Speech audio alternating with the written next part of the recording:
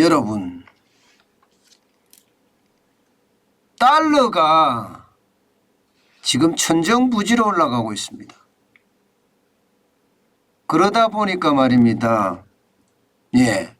원달러 환율도 지금 엄청나게 빠르게 올라가고 있어요.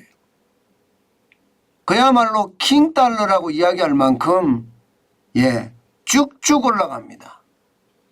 여러분 이거 한번 보세요. 지금 29일 기준으로 원달러 환율 마감지수입니다.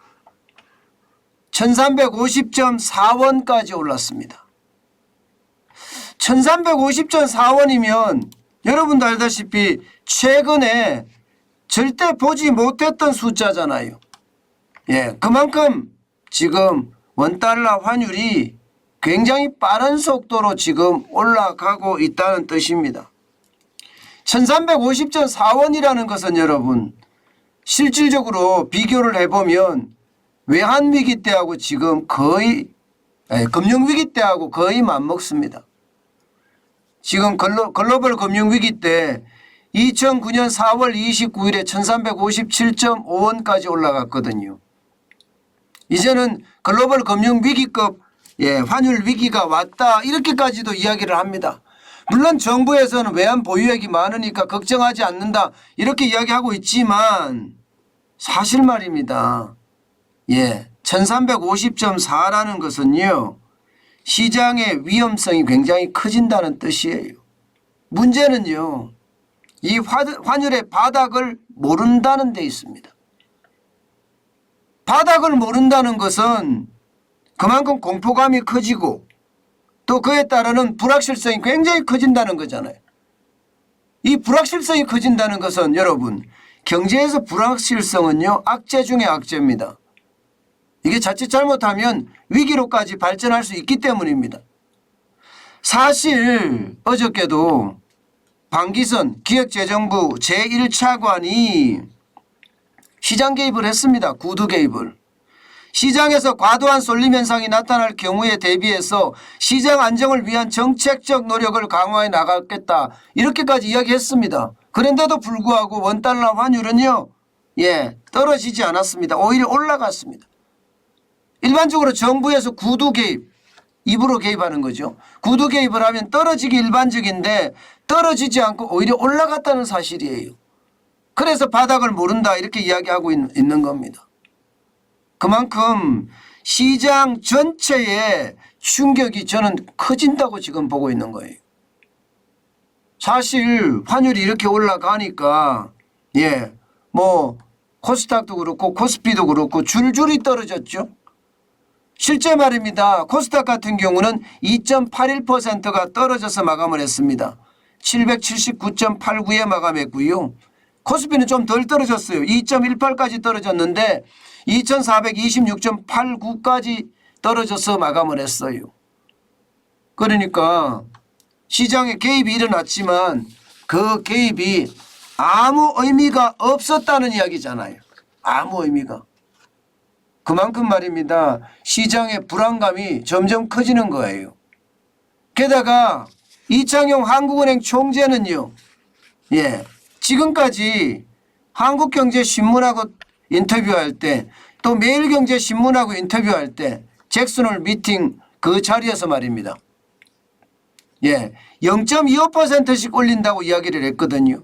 다시 말해서 금리는 0.25%씩 앞으로 10월 14일, 11월 24일 두 번 남았으니까 두 번은 그렇게 인상을 할 거다 이렇게 이야기했습니다. 그러면서 말입니다. 지금까지 경기보다는 물가다 하는 이 어떤 핵심 정책 방향을 말입니다.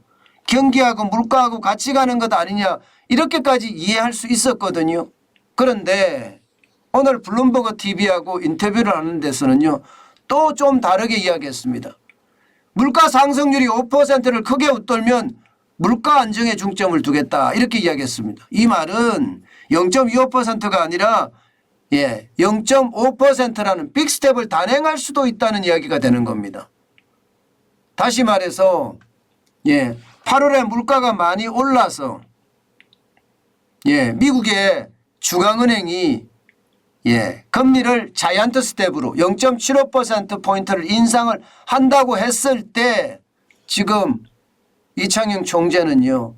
우리도 빅스텝 10월에 빅스텝을 한다는 그런 이야기와 다를 바가 없는 겁니다. 그만큼 이게 정책에 조금 혼선이 있겠다 그런 생각이 들 정도로 지금 하루 사이에 말이 좀 바뀌었어요. 그만큼 말입니다. 잭슨홀 미팅 그 자리가 이창용 한국은행 총재에게 심적인 충격을 줬던 것은 아닌가 저는 그렇게도 생각을 합니다. 사실 미국에서 열리는 잭슨홀 미팅에서는요. 각국의 중앙은행 총재들을 비롯해서 금융 전문가 또 경제 전문가 150명만 초청을 받잖아요. 세계 최강의 어떤 인재들이 모여서 토론을 하는 과정에서 아마 조금 심적 변화가 있었던 것 아닌가 저는 이렇게 읽고 있습니다. 어쨌든 말입니다. 중요한 것은 바닥을 모른다는 사실이에요. 그래서 더 무서워질 수 있다는 이야기입니다. 지금까지 정부에서는요. 한국 경제의 기초체력 좋다. 그렇기 때문에 위기는 오지 않는다 이렇게 이야기합니다. 여러분 이걸 한번 보세요.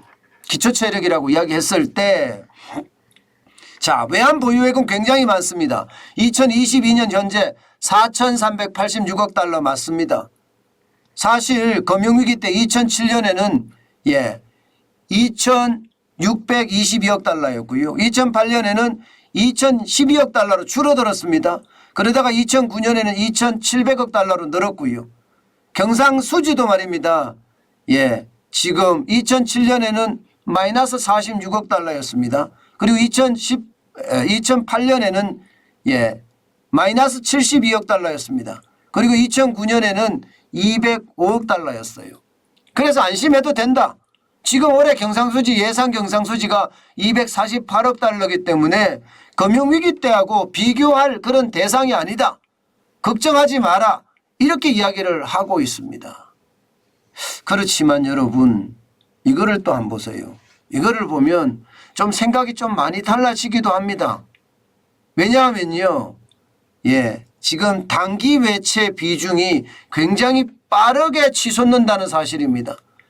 2007년에 63.3%고 2008년에 74%까지 올라가긴 했습니다. 그리고 2009년에는 55.1%까지 떨어지기도 했고요. 그런데 2022년 현재 41.9%예요. 단기 외채 비중이 거의 50%는 아니지만 절반은 아니지만 굉장히 많이 올라갔다고 이야기할 수가 있잖아요. 저는 이게 적은 수치가 아니라고 생각합니다. 게다가 1년 사이에 단기 외채 비중이 2007년과 2008년 사이에 보면 굉장히 차이가 나죠. 41.9%가 70% 올라가는데 그렇게 쉽게 걸리지 않는다는 오래 걸리지 않는다는 이야기입니다.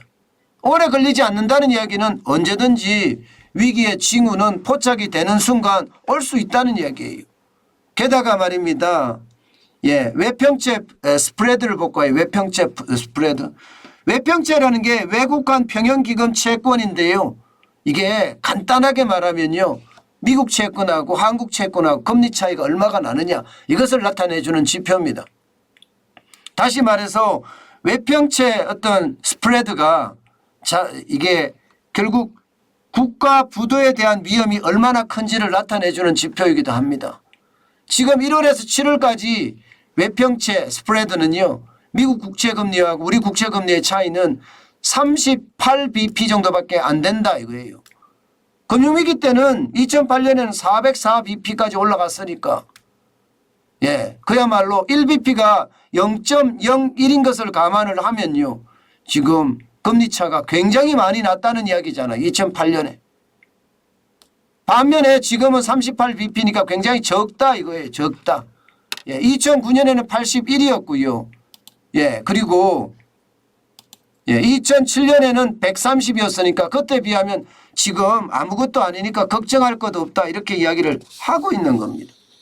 그렇지만 여러분 그렇지만 지금 추경호 경제부총리도 나서서 지금 위기는 아니다 이렇게 이야기를 하거든요.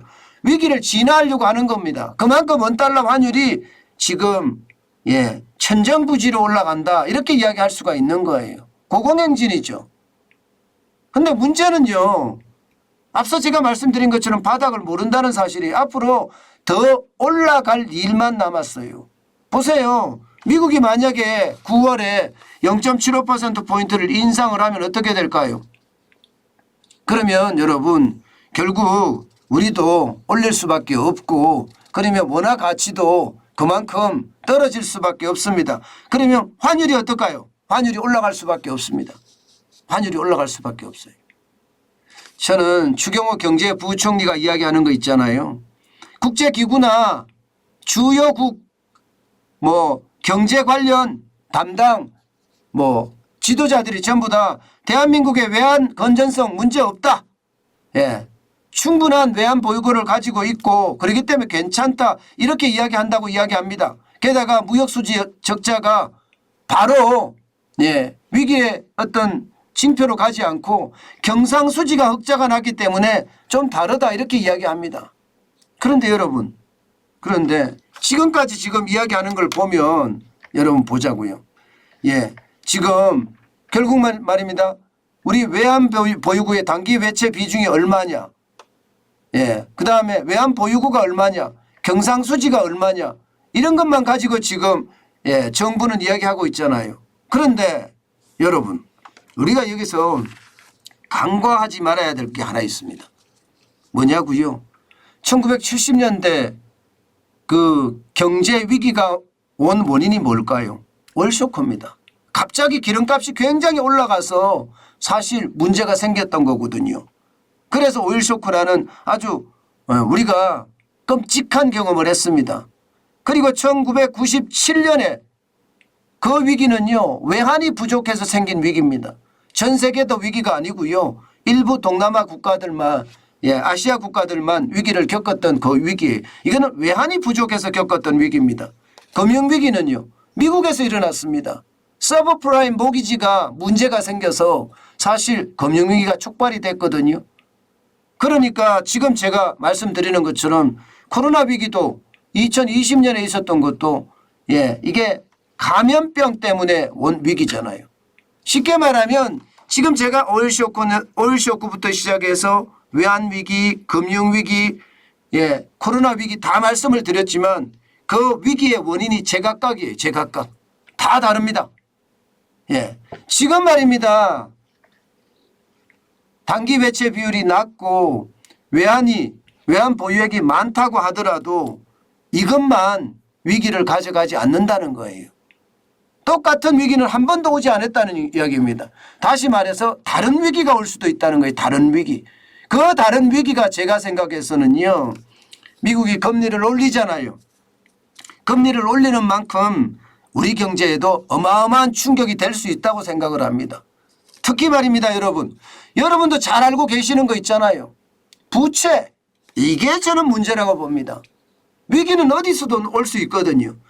똑같은 원인은 없습니다. 지금 가계부채라는 게 어떻게 생각하면 저는 굉장히 충격적인 수치라고 생각을 하는데 외환위기하고 금융위기하고 달리 가계부채에서 위기가 올 수도 있다는 이야기가 되는 겁니다. 금리를 올리면 올리는 만큼 그만큼 충격이 되고요. 충격이 되면 되는 만큼 그만큼 이자 부담이 커지고요. 이자 부담이 커지면 커지는 만큼 가계부채가 폭발할 수도 있습니다. 이 가계부채 안에는요. 자영업자 부채라는 최악의 어떤 아킬레스건이 하나 있습니다.